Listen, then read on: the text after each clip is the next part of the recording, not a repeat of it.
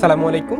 নাবা টেকওয়ার্ল্ডের উচ্চ মাধ্যমিক তথ্য ও যোগাযোগ প্রযুক্তি বিষয়ের উপর নির্মিত ধারাবাহিক ভিডিও টিউটোরিয়ালের নতুন আরেকটি পর্বে তোমাদের সবাইকে স্বাগতম জানাচ্ছি। বন্ধুরা, আশা করছি তোমরা সবাই ভালো আছো। তোমরা জানো আমরা সি প্রোগ্রাম নিয়ে ধারাবাহিকভাবে আলোচনা করছি এবং গত 3টি পর্বে মূলত সি প্রোগ্রামের মূল সমস্যা সমাধান না করে আমি তোমাদেরকে হাবিজাবি বিভিন্ন বিষয় দেখাচ্ছি। কখনো সফটওয়্যার ইনস্টল করা, কখনো হচ্ছে সি প্রোগ্রাম শুরু করার আগে বেসিক কিছু কিওয়ার্ড বা টার্ম সম্পর্কে তোমাদেরকে জানিয়েছি। গত পর্বে আমি তোমাদেরকে আমরা যে সফটওয়্যারের কাজগুলো করবো সেই সফটওয়্যারটা ওপেন করে দেখিয়েছি এবং সেখানে আমরা এমনিতে কিছু টুকটাক প্র্যাকটিস করেছি, কীভাবে একটা লেখা প্রিন্ট করতে হয়, কীভাবে ভেরিয়েবলের নাম রাখতে হয়, এই বিষয়গুলো আমরা দেখেছি। আজকে আমরা সরাসরি একটা প্রোগ্রাম সরাসরি তৈরি করব যেটার অ্যালগোরিদম এবং ফ্লোচার্ট আমরা দেখেছিলাম। আমি তোমাদেরকে একটু দেখাই।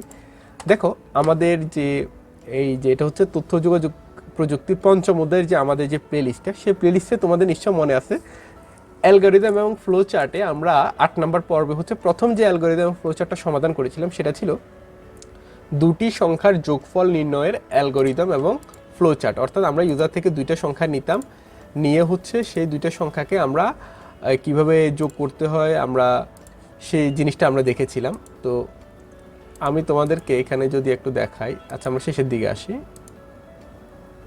এই যে এটা ছিল আমাদের অ্যালগোরিদম এবং ফ্লোচার্ট। এখানে যে লেখা আছে প্রোগ্রাম শুরু করি, দুটি সংখ্যা ইনপুট নেই এবং তাদেরকে যথাক্রমে এ ও বি চলকে রাখি, এ ও বিকে যোগ করি এবং যোগফলের মান সাম চলকে রাখি, সামের মানকে ছাপাই।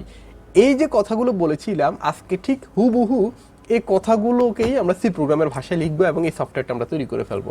দুটি সংখ্যা যোগ করার জন্য একটা সি প্রোগ্রাম আমরা আজকের এই ভিডিওতে তৈরি করা শিখবো। তো দেখো, আমরা আমাদের যে সফটওয়্যারটা রয়েছে কোড ব্লকস, যেখানে আমরা প্রোগ্রাম লিখি, সেই প্রোগ্রামটা আমি এখন ওপেন করতেছি।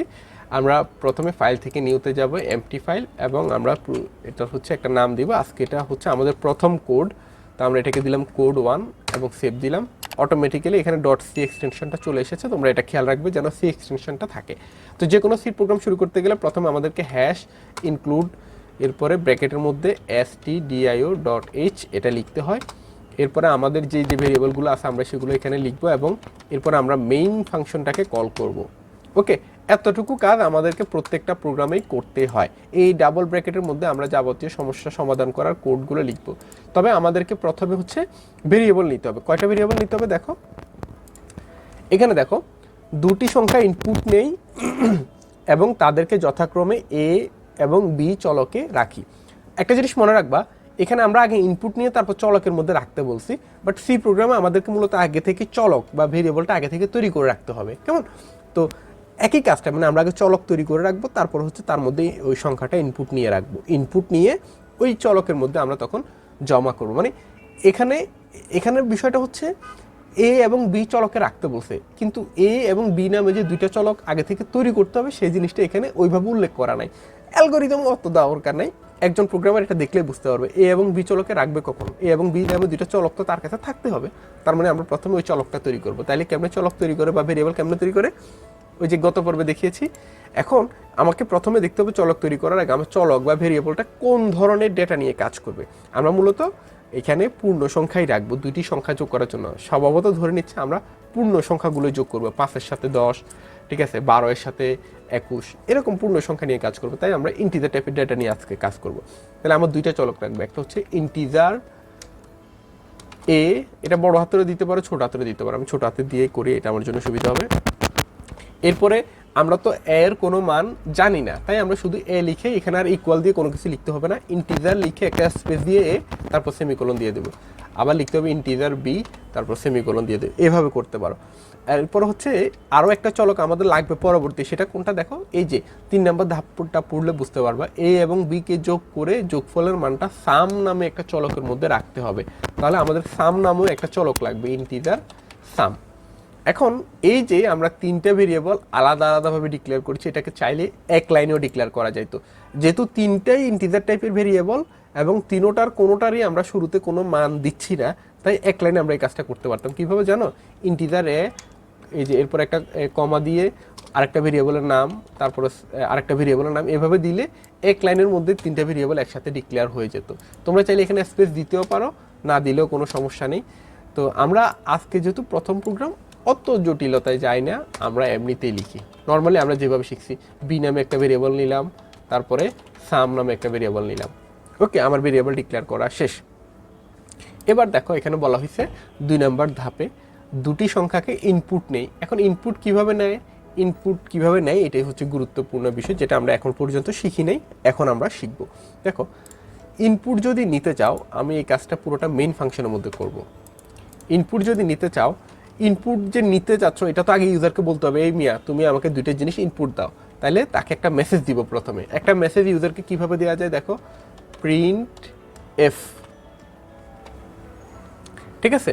আমরা প্রিন্ট এফ এর মধ্যেই আমরা কি করব, প্রিন্ট এফ ফাংশনকে কল করেছি ফার্স্ট ব্র্যাকেট দিয়ে এবং শেষে সেমিকোলন দিতে হয়, এটা আগে দিয়ে রাখছি, নয়তো আমরা ভুল হয়ে যাবে।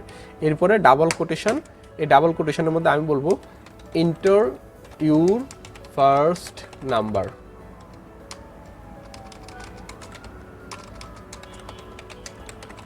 এটা লিখে একটা ইকুয়াল সাইন দিয়ে এরকম করে ফেলে রাখবো। এরপরে আমাকে ইউজার যে কাজটা করবে সে হচ্ছে একটা এই মেসেজটা দেখার পরে ইউজার হচ্ছে একটা নাম্বার তখন কি করবে, কিবোর্ড থেকে এন্টার করবে। এখন আমার কাজ হচ্ছে সেই নাম্বারটাকে রিসিভ করে ফেলা। সে যখন কিবোর্ডে কিছু একটা লিখবে সেটা আমরা রিসিভ করব। কিভাবে করব, এইটা করার জন্য একটা বিশেষ ফাংশন ব্যবহার করা হয়, যে ফাংশনকে বলা হয়ে থাকে scanf ফাংশন। এটাও একটা বিল্ট ইন ফাংশন। এই ফাংশনের যাবতীয় ব্যাখ্যা এই stdio.h এই লাইব্রেরি ফাইলের মধ্যে দেয়া রয়েছে, আমরা অত ডিটেলসে যাওয়ার প্রয়োজন নেই। scanf ফাংশনের মধ্যে আমাদেরকে যে কাজটা করতে হবে সেটা হচ্ছে আমরা এরকম ডাবল কোটেশনের মধ্যে %d লিখব। %d লিখলেই আমার কম্পাইলার বা এই সফটওয়্যারটা বুঝতে পারবে যে আমরা একটা ইন্টিজার টাইপের ভেরিয়েবল বা ইন্টিজার টাইপের ভ্যালু আমরা স্ক্যান করব বা ইউজার থেকে নিব, এবং নিয়ে যে কাজটা করব ডাবল কোটেশনের বাইরে এসে একটা কমা দিতে হবে। কমা দিয়ে একটা অ্যান্ড সাইন, এই যে এই অ্যান্ড সাইনটা দিতে হয়, এটাকে বলে অ্যান্ড সাইন, কেমন।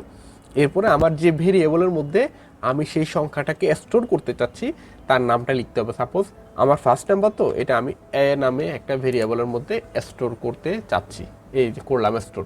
তাহলে কিভাবে করে, এই লেখাটা দেখানো না দেখানো একই কথা, এটা ম্যান্ডেটরি কিছু না, এটা জাস্ট দেখাইলে কি হয়, জিনিসটা সুন্দর হয়। ইউজার বুঝতে পারতেছে যে তাকে একটা নাম্বার এন্টার করার জন্য বলা হচ্ছে, কেমন। এটা দেখে সে কি করবে, একটা নাম্বার টাইপ করবে, টাইপ করে এন্টার চাপ দিবে। এন্টার চাপ দিলে আমি আবার কম্পিউটারকে বলবো বা আমার মেশিনকে বলবো, এই মেশিন তুমি স্ক্যান করো। কিভাবে করবা, এই যে ডাবল কোটেশনের মধ্যে লিখে রাখছি %d, তার মানে মেশিনকে বলে দিচ্ছি, এই মেশিন তুমি পূর্ণ সংখ্যা, %d দিয়ে বোঝানো হয় ইন্টিজার টাইপের ভেরিয়েবল মিন করা হচ্ছে। তার মানে মেশিনকে বলে দিচ্ছি, এই মেশিন তুমি একটা পূর্ণ সংখ্যা, দেখো একটু আগে ইউজার এন্টার করছে, তুমি সেই সংখ্যাটাকে নাও, নিয়ে কি করবা, অ্যান্ড এই অ্যান্ড যে সাইনটা আছে এটা দিয়ে বোঝানো হচ্ছে যে এ নামে যে ভেরিয়েবল আছে তার মধ্যে সেভ করবা। তাইলে scanf ফাংশনের মধ্যে আমি লিখলাম, এই মেশিন একটা পূর্ণ সংখ্যা এন্টার করছে একটু আগে, সেটাকে তুমি কালেক্ট করো, করে কোথায় রাখবা, এ নামে যে ভেরিয়েবল আছে তার মধ্যে রাখবা। বুঝাইতে পারছি? এটা হচ্ছে আমার দুইটা সংখ্যার মধ্যে একটা সংখ্যা আমি ইনপুট নিছি, আমাকে তো আরও একটা নিতে হবে। তাইলে এই কাজটাই হুবহু আমি কপি করে আবার পেস্ট করে দিচ্ছি। জাস্ট এবার আমি এখানে ফার্স্ট নাম্বারের জায়গায় লিখে দিচ্ছি সেকেন্ড নাম্বার, মানে কাজটা দুইবার করব। প্রথম নাম্বারের জন্য একবার করব, প্রথম মেসেজটা দেখে আমার যে ইউজার সে কী করবে, প্রথম নাম্বারটা লিখে এন্টার দিবে, সাথে সাথে আমি সেই নাম্বারটা ক্যাচ করে ধরে নিয়ে এসে এ নামে ভেরিয়েবলের মধ্যে সেভ করব। এরপরে তাকে আরেকটা মেসেজ দেখাবো। ওই মেসেজটা কি, দেখো এন্টার ইউ সেকেন্ড নাম্বার। এবার বলছি তুমি তোমার সেকেন্ড নাম্বার যেটা সেটা আমাকে দাও। দেওয়ার পরে সে কী করবে, আবার একটা নাম্বার লিখে এন্টার চাপ দিবে। এন্টার চাপ দিলে আমি আবার এই scanf ফাংশনটাকে কল করবো, এই scanf তুমি কোথায় আসো, এদিকে আসো। এসে কি করবো স্যার, সে আমাকে জিজ্ঞেস করবে স্যার কী করতে হবে। আমি বলছি এই যে দেখতে পাচ্ছ না আমি %d লিখছি, %d এর মানে কি। সে বলবে স্যার %d এর মানে হচ্ছে আপনি একটা পূর্ণ সংখ্যা, একটা ইন্টিজার টাইপের একটা ভ্যালুকে চাচ্ছেন, যেটা একটু আগে ইউজার এন্টার করছে। হ্যাঁ, তারপরে কি করতে হবে স্যার, তারপর আমি বলে দিচ্ছি অ্যান্ড বি। তখন সে বুঝতে পারে, ও আচ্ছা আচ্ছা, তার মানে আপনি সেই ডেটাটাকে বি নামে একটা ভেরিয়েবল আছে সেই ভেরিয়েবলের মধ্যে রাখতে চাচ্ছেন। তাহলে তোমরা প্রোগ্রামটা পড়বা হচ্ছে লাইন বাই লাইন, এক লাইনের পরে আরেক লাইন এক্সিকিউট হয়। তাহলে প্রথমে আমরা তাকে ফার্স্ট নাম্বারটা ইনপুট করতে বললাম, সে ফার্স্ট নাম্বারটা তখন ইনপুট করবে। তখন scanf ফাংশনের মধ্যে আমি ফার্স্ট সেই সংখ্যাটাকে ধরে এ নামে ভেরিয়েবলের মধ্যে রাখবো। তারপরে এটা করার সাথে সাথে তার কাছে আরেকটা মেসেজ অটোমেটিক্যালি প্রিন্ট হবে যে এন্টার ইউর সেকেন্ড নাম্বার। সেই সেকেন্ড নাম্বারটা ওইটা এই মেসেজটা দেখে সেকেন্ড নাম্বারটা টাইপ করবে। টাইপ করার পরে আমি আবার স্ক্যানফ ফাংশন ব্যবহার করে সেকেন্ড যে নাম্বারটা আছে সেটাকে বি নামে একটা ভেরিয়েবলের মধ্যে রাখবো। তাহলে দেখো তো এই যে ধাপ 2 এর যে কাজ, এটা আমরা করতে পারলাম কিনা। দুটি সংখ্যা ইনপুট নেই এবং তাদেরকে যথাক্রমে মানে প্রথম সংখ্যাটাকে এ এবং দ্বিতীয় সংখ্যাটাকে বি চলকের মধ্যে রাখি। তার মানে রাখা হয়ে গেছে। ওকে, এতটুকু কাজ কিন্তু আমরা করে ফেলছি। দেখছো আমরা কিন্তু এটাকে কি বলে এই যে অ্যালগরিদম পড়ে পড়ে প্রোগ্রাম তৈরি করতেছি। আচ্ছা, এবার আসি ধাপ 3-এ। ধাপ 3-এ এসে আমাকে বলতেছে এ এবং বিকে যোগ করে যেই যোগফলটা আসবে সেটাকে সাম নামে ওই চলকের মধ্যে রাখো। সাম চলকটা আগে থেকেই তৈরি করে রাখছি। এখন কি করব, জাস্ট এ এবং বি এই যে এই মানে যে দুইটা ভেরিয়েবল এখানে কল করেছি, ভেরিয়েবলের নাম কিন্তু সব জায়গায় সেম হইতে হবে। একটু ভুল হলে কিন্তু আর ভেরিয়েবল কাজ করবে না। তাহলে আমি কি করব, এ এবং বি কে যোগ করতে বলছে, যোগ করে তার মানটাকে সামের মধ্যে রাখতে বলছে। তার মানে এটাকে এইভাবে লিখতে হবে, sum equals to A plus b আর সেমিকোলন তো শেষে দিতে হবে। এই লাইনের অর্থটা কি, এটা একদম সহজ লাইন, এটা তোমরা ছোটোবেলা থেকে পড়ে আসছো। এই লাইনের অর্থ হচ্ছে এ এবং বি কে যোগ করার পরে যে যোগফলটা আছে সেই যোগফলটাকে এই সাম নামে ভেরিয়েবলের মধ্যে এখন জমা হবে। এটা তো আমরা এমনিও দেখছি, X equal to A plus B, অর্থাৎ এ এবং বি এর মান যোগ হয়ে সেটা এক্সের মধ্যে জমা হয়। তাহলে এখানেও সেম। আর এখানে একটা জিনিস বলি, এই যে আমি এখানে একটা স্পেস দিয়েছি, এটা দিলেও হয় না দিলেও হয়, এটা কোনো ব্যাপার না। এই পাশে একটা স্পেস দিয়েছি, দিলেও চলে না দিলেও চলে, এটা কোনো সমস্যা হবে না। ওকে, তাহলে এ এবং বি চলক, এ এবং বি কে যোগ করে যোগফলের মানটা সাম চলকের মধ্যে রাখা হয়ে গেছে। এবার ধাপ 4 এসে আমাকে বলতেছে সামের মানটাকে ছাপাইতে। তাহলে সামের মানটাকে কিভাবে ছাপাবো, এই যে সামের মধ্যে কিন্তু এখন একটা ভ্যালু জমা হয়েছে। কার ভ্যালু জমা হয়েছে, এ এবং বি এর মান যোগ করার পরে যে যোগফলটা আসে সেটা এখন সামের মধ্যে আছে। এখন আমার কাজ হচ্ছে এই সামের মানটাকে ওই প্রিন্ট করে দেখানো। তাহলে দেখো প্রিন্ট কেমনে করে, ওই যে প্রিন্টএফ ফাংশন কল করে, প্রিন্টএফ ফাংশনের মধ্যে এই যে, তাহলে আমরা লিখবো the some is equal to, এই জায়গাটাতে এই যে the some is equal to এর পরে আমার কার্সরটা এখন যে জায়গায় আছে এই জায়গায় আমি একটা মান, একটা ভ্যালু এখন দেখাতে চাচ্ছি। যে জায়গায় ভ্যালু দেখাতে চাচ্ছি ওই জায়গায় আমাকে আগে খুঁটি গাইরা দিতে হবে যে এই জায়গায় দেখাতে চাচ্ছি। তো কেমনে খুঁটি গাড়ে, %d, এটা লিখলে মানে হচ্ছে ওই জায়গাটাতেই আমি দেখাবো। তুমি %d কে যদি এই জায়গায় লেখো, এই যে দি এর পরে মানে দি এর পরে সামের আগে এই জায়গাটাতে লিখছো, মানে এই জায়গাটাতে তোমার ভ্যালুটা দেখাবে। আমি তো এখানে চাচ্ছি না, আমি চাচ্ছি ইকুয়াল সাইনের পরের এই জায়গাটাতে দেখাতে যাচ্ছি, তাই %d লিখে এখানে একটা খুঁটি গাড়িয়ে দিলাম। এখন %d এর মানে কি, %d হচ্ছে একটা ইন্টিজার টাইপের কোনো একটা ভ্যালুকে এই জায়গা প্রদর্শন করবে। এখন কোন ভেরিয়েবলের মানটা সে এখানে প্রদর্শন করবে, সেই ভেরিয়েবলের নামটা কি, সেটাকে কোথায় লিখতে হয়, ডাবল কোটেশনের পরে ব্র্যাকেটের আগে ডাবল কোটেশনের পরে একটা কমা দিতে হয়। কমা দিয়ে তুমি যেই ভেরিয়েবলের মানটা এই %d এর জায়গায় প্রিন্ট করে দেখাতে চাচ্ছ তার নামটা এখানে লিখতে হবে। সেই ভেরিয়েবলের নাম হচ্ছে সাম। এই যে এই ভেরিয়েবলটা আর কি, কেমন, এই সামের মানটা এখানে দেখানো। এই যে হয়ে গেছে আমার কিন্তু প্রোগ্রাম শেষ। এরপরে হচ্ছে আমাদের কি প্রোগ্রাম শেষ করা। তো আমাদের এখানে প্রোগ্রাম শেষ করে বলতে কোনো কিছু নাই, মানে এখানে অটোমেটিক্যালি কাজটা হয়ে প্রোগ্রাম শেষ হয়ে যাবে। এখন আমরা এই প্রোগ্রামটা রান করব, দেখবো যে আমাদের এই প্রোগ্রামটা আসলে কাজ করে কিনা। যদি কাজ করে তাহলে কিন্তু আমরা একটা ক্যালকুলেটরও তৈরি করে ফেলেছি, যে ক্যালকুলেটরটা দুইটা সংখ্যাকে যোগ করতে পারে। তো বিসমিল্লাহ, আমরা এখন হচ্ছে এই প্রোগ্রামটা রান করব। বিসমিল্লাহির রহমানির রহিম। এই যে বিল্ড অ্যান্ড রান। ওকে, দেখো আমাকে বলতেছে যে এন্টার ইউর ফার্স্ট নাম্বার। তো সাপোজ আমার ফার্স্ট নাম্বার হচ্ছে 10, এরপরে আমি এন্টার দিলাম। দেখছো এন্টার দেওয়ার সাথে সাথে সেই ডেটাটাকে কিন্তু ধরে ফেলেছে, আমরা এখানে দেখতে পাচ্ছি না। এবার বলতেছে তোমার সেকেন্ড নাম্বারটা দাও। তো আমি আমার সেকেন্ড নাম্বার দিচ্ছি হচ্ছে 10-এর সাথে কত দিব, 20, এটা দিয়ে এন্টার দিলাম। অটোমেটিক্যালি দেখো সে এখানে বলে দিচ্ছে যে the some is equal to 30, অর্থাৎ আমার এই দুটো সংখ্যাকে যোগ করে 30 হয়েছে। দেখো আমরা এটাকে এখন আবার রান করব, আরেকটা দিয়ে টেস্ট করি। সাপোজ আমাকে আমার ফার্স্ট নাম্বারটা দিতে বলতেছে হচ্ছে, এটা দিব হচ্ছে আমি কত, আমার ফার্স্ট নাম্বার হচ্ছে 15। সেকেন্ড নাম্বার দিতে বলতে, সেকেন্ড নাম্বার আমি দিব হচ্ছে 35। এন্টার। অটোমেটিক্যালি সে দুইটা 15 এবং 35কে যোগ করে যোগফল 50, এটা সে প্রিন্ট করে আমাকে এখানে দেখাই দিল। ওই যে যোগফল ছাপাই, এই যে যোগফল, এটাই হচ্ছে সে যোগফল ছাপানো, দ্য সাম ইজ 50, অর্থাৎ যোগফলটাকে সে প্রিন্ট করে দেখাচ্ছে। দেখতে পাচ্ছ এই যে ঠিক এই জায়গাটাতে যোগফলটা দেখাচ্ছে।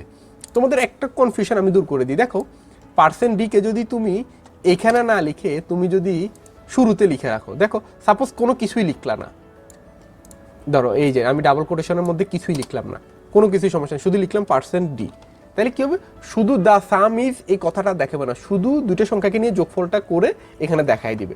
দেখো প্রথম নাম্বার দিলাম হচ্ছে সাপোজ আমার প্রথম নাম্বার 12, দ্বিতীয় নাম্বার হচ্ছে গিয়ে আমার এই যে 5, এই যে 12 আর 5 যোগ করলে 17 হয়। এবার যা 17 দেখাইছে, কেন দেখাইছে দেখো, আমরা এই যে প্রিন্ট অ্যাপের মধ্যে কিন্তু কোনো কথা লিখি না, শুধু %d মানে শুধু আমার ভ্যালুটা দেখাবে, কোন ভ্যালুটা, এই যে সামের ভ্যালুটা, তাই সেইখানে সামের ভ্যালুটাই শুধু দেখাইছে, কোনো টেক্সট দেখাচ্ছে না।